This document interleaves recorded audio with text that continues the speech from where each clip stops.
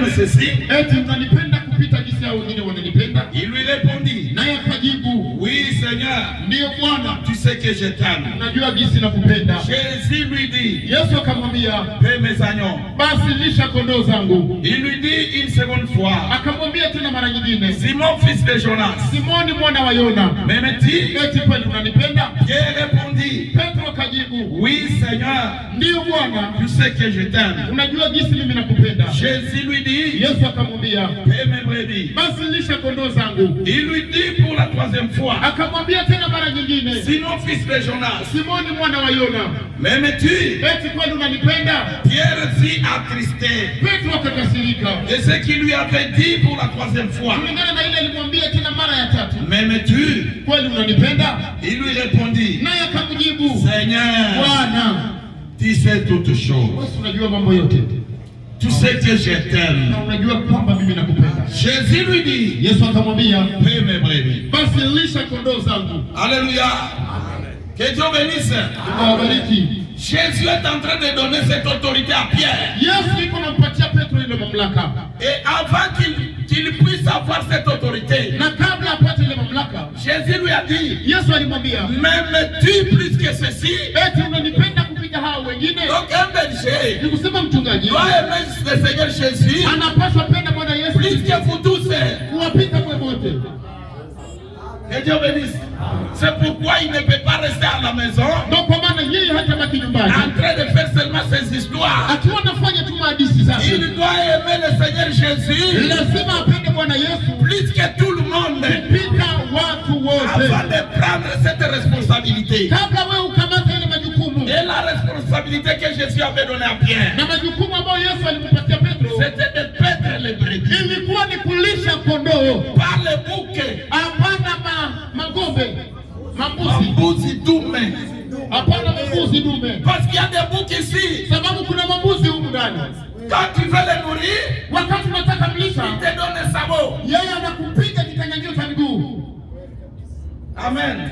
Il y a des boucs ici. Kuna mambuzi hapa, Mais Jésus a dit à Pierre, lakini Yesu alimwambia tu Petro, dois paître les brebis, lazima ulishe ndo kondoo, pas des boucs. hapana mambuzi Et si dume. tu es un bouc au milieu de nous, Na wewe kama uko mbuzi dume miongoni mwetu, sache que cette nourriture ne t'appartient pas. juani ya kwamba hii chakula sio yako.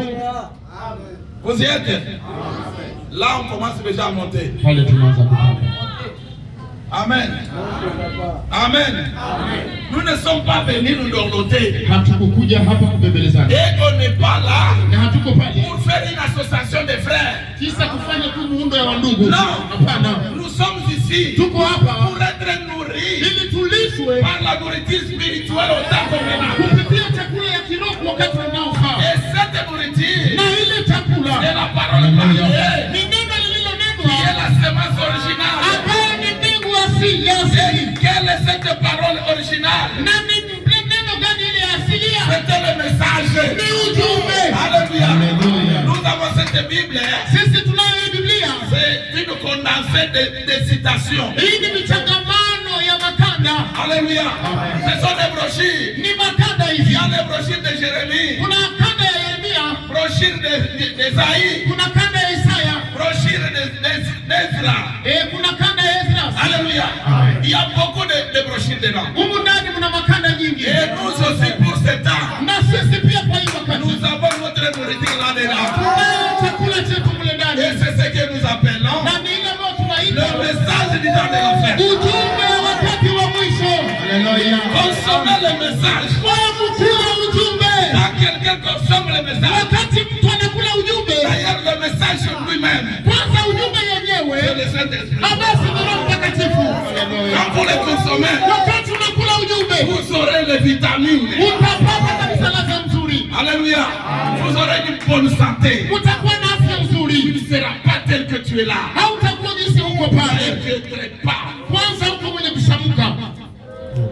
Tu n'as ni onction, Hata upako hauna, ni l'attention d'écouter la parole. hata umakini wa kusikia neno huna. Tu es là. Uko pale. C'est comme quelqu'un qui a accompagné quelqu'un. Ni sawa mtu aliyesindikiza Mais mwingine. moi, Lakini je mimi ne suis pas venu sikukuja accompagner frère Élie. tu nimsindikiza ndugu Elia Moi, hapa. je suis venu Mimi nilikuja rencontrer le roi des rois. kukutana na mfalme wa ufalme. Et si le premier. Napaswa nimuone wa kwanza. Est-ce que toi aussi tu aimes ça? Na wewe unaipenda? Unapaswa upende. Rencontrer le Seigneur. Kukutana na Mungu. Le premier. Wa kwanza. Amen. Nous avons la nourriture spirituelle. Tunayo chakula ya kiroho. C'est ce que Jésus avait dit à Pierre. Ni ile ndio Yesu alimwambia Petro. Tu dois paître mes brebis. Lazima ulishe kondoo zangu.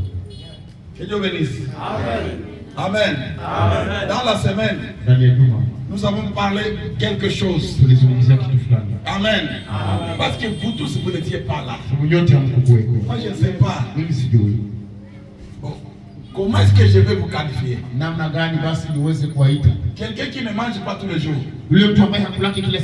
Quand vous voyez un bébé qui ne tète pas, il finira par quoi? Amen.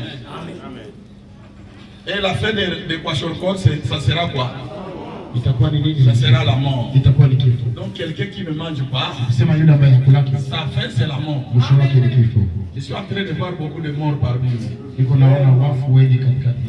Mais pas ceux qui étaient au travail.